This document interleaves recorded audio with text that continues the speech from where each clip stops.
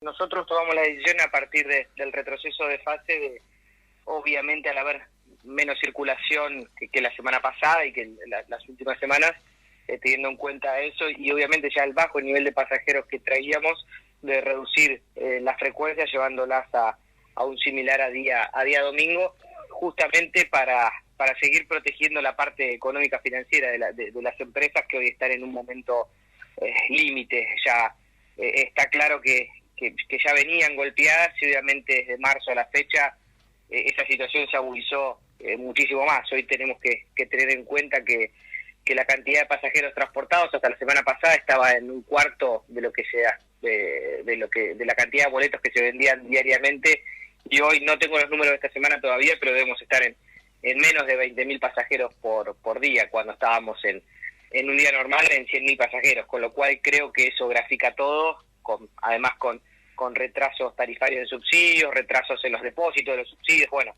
creo que todo hace un combo bastante explosivo, sin hablar del incremento de costos también. Claro, eso es verdad. Las empresas le manifestaron su preocupación en este sentido, porque bueno, justamente mencionás esto de, bueno, el retraso de los subsidios, y bueno, justamente eso también imagino que sirve mucho para solventar bueno, tiene sus gastos, combustible, las ruedas, todo, en personal. ¿Se manifestaron con ustedes con respecto a esta cuestión? Sí, yo la verdad que con las empresas y con el sindicato tengo trato diario prácticamente, y sí, y ese contacto diario hizo que de alguna manera en estos meses se haya formado una especie de scrum, por decirlo de alguna manera, entre empresas, sindicatos y municipios, justamente para ponerse este problema en la espalda y llevarlo de una manera muy finita y responsable hasta tanto se esclarezca un poco más qué va a ser del futuro, bueno, sanitario, económico del país y obviamente de las empresas de transporte en particular. Pero la verdad, repito, está en una situación más que complicada y debo reconocer el esfuerzo que hace. Pero hoy los pocos ingresos que tiene, ya sean por tarifa o por subsidios, van 100% volcados a lo que tiene que ver con costos fijos, que más que nada es la masa salarial. Después no hay inversión, no hay descapitalización, hay falta de mantenimiento. Es preocupante, y sobre todo el impacto va a ser más adelante, cuando se vea la cantidad de colectivos que no pudieron comprar o que tuvieron que vender para solventar gastos, o el poco mantenimiento que hicieron durante estos meses. Así que la verdad, seguiremos tratando de llevar entre algodones el sistema para que no se pare, como pasó en otras ciudades importantes del país, como Córdoba, Rosario, Santa Fe, Tucumán, Bariloche. Todas, de hecho hay algunas que al día de hoy tienen paro en el transporte público, con lo cual creo que haber llegado hasta acá ya es un logro y vamos a seguir trabajando en la misma tesitura. Sí, me imagino, hay que trabajarlo entre algodones, como bien señalás. Y volviendo quizás a esto de la fase 3, en su momento habían llegado a un acuerdo y cómo afectaba el tema de los comerciantes en el horario extendido por el servicio de transporte público. Luego de haber llegado a ese acuerdo, se cayó un poco lo que era el uso de este transporte, y ahora con el retroceso de la fase va a haber menos movimiento. Justamente eso es lo que preocupa desde las empresas, el retroceso de fase, el hecho de que no se pueda volver a la rutina normal. Exactamente, Bueno, ¿no? normal. Hoy sí, o por lo menos cerca de la normalidad, ¿no? Pero al día de hoy, repito, a ver, en las últimas semanas que estábamos en otra fase, donde había un poco más de movimiento comercial y social, estábamos, para ser totalmente gráfico, estábamos en 25 26.000 pasajeros diarios, cuando un día normal, antes del 20 de marzo, Sí. estábamos en 100.000. Ya eso te grafica un poco. Los números de esta semana, como dije anteriormente, no los tengo, pero debemos estar en menos de 20.000, con lo cual estamos a un quinto de la capacidad operativa, o 5 veces menos de lo que podríamos estar transportando. Con lo Claro. cual, eso demuestra, creo que eso es bien gráfico de la dificultad que está atravesando el sistema. Sí, bueno, eso es verdad. Bueno, no solamente te llamábamos por cuestiones del servicio de transporte público, que es un aspecto preocupante, sino también en su momento habíamos hablado por lo que era la incorporación de las ciclovías aquí en nuestra ciudad. ¿Cómo está respondiendo la gente? Bueno, justamente ahora quizás menos movimiento, ¿no? Pero ¿cómo respondió la gente ante esto? Tuvo su polémica en el principio. ¿Cómo está ahora? La verdad es que cada vez que paso por el sector, o cada vez que me mandan una foto, o cada vez que alguien, ya obviamente que la opinión cada vez se va revirtiendo más y más convencido de la decisión que tomamos y de la política pública que implementamos y de la que vamos a seguir implementando. Creo que ver chicos andando por la ciclovía, cosa que no pasaba con las anteriores, dice que vamos por el camino correcto. Así que a casi 2 meses de su implementación, el tiempo nos va dando todos los días un poquito más de razón, así que seguiremos por este camino. Te voy a hacer una consulta, porque también lo he visto en las ciclovías, los monopatines eléctricos. Sí. ¿Hay alguna regulación con eso?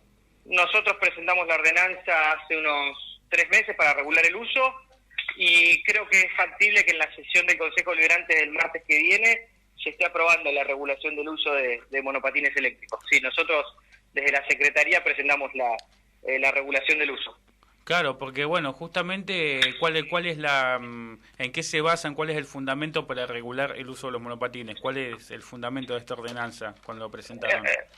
A ver, primero que obviamente tiene propulsión a motor, por lo cual nosotros para determinada velocidad obviamente se pide la obligatoriedad del casco y para determinado rango, bueno, la obligatoriedad en donde hay ciclovías, usar las ciclovías, es una reglamentación bastante parecida a la bicicleta, pero con algunos aditamentos por la velocidad que algunos desenvuelven, y en ese caso, como dije, el uso del casco, el seguro obligatorio, y quizá alguna otra cuestión me estoy olvidando, pero no había ningún tipo de reglamentación en el uso de los mismos. ¿Eso agrega la posibilidad de labrar multas en ese sentido?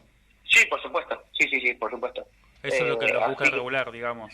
Sí, por supuesto, y a ver, entiendo que cuando sea sancionada la ordenanza, que no falta mucho, se va a estar informando exactamente cuáles van a ser los requisitos, cuáles van a ser los requisitos obligatorios para los. Claro, porque bueno, justamente, bueno, al no tener chapa patente y eso capaz que se complica un poco más, pero bueno, justamente te quería preguntar más que nada los monopatines eléctricos porque quizás me ha tocado tener algún que otro conflicto con respecto al uso de los mismos. Tenemos que tener en cuenta que no es un bien registrable, por ende por eso no tiene chapa patente, pero sí la multa o la infracción o la contravención puede ser al conductor cuando obviamente sea la infracción pueda ser notificada in situ, así que a eso apuntamos. Bien, perfecto. Eso era lo que quizás también quería conversar un poco con vos. Bueno, gracias por tu tiempo. Es importante saber lo que está pasando con el transporte público de pasajeros, porque bueno, justamente se redujo la movilidad y bueno, también cómo sigue el trabajo de la ciclovía. ¿Siguen trabajando en algún otro aspecto para lo que es la movilidad de nuestra ciudad?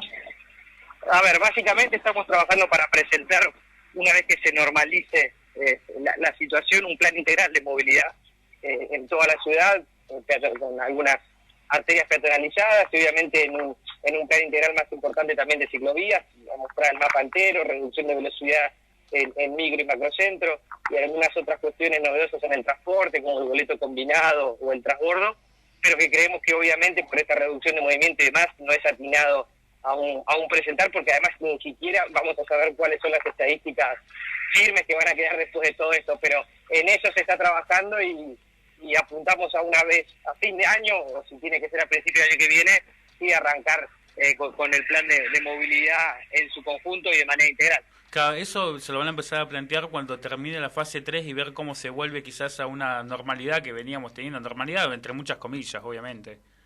Sí, por supuesto, pero justamente si no tenemos datos certeros de dónde vamos a estar parados, y creo que esa es una pregunta que nos hacemos todos también, va a estar complicado, así que apuntamos a llegar a ese momento.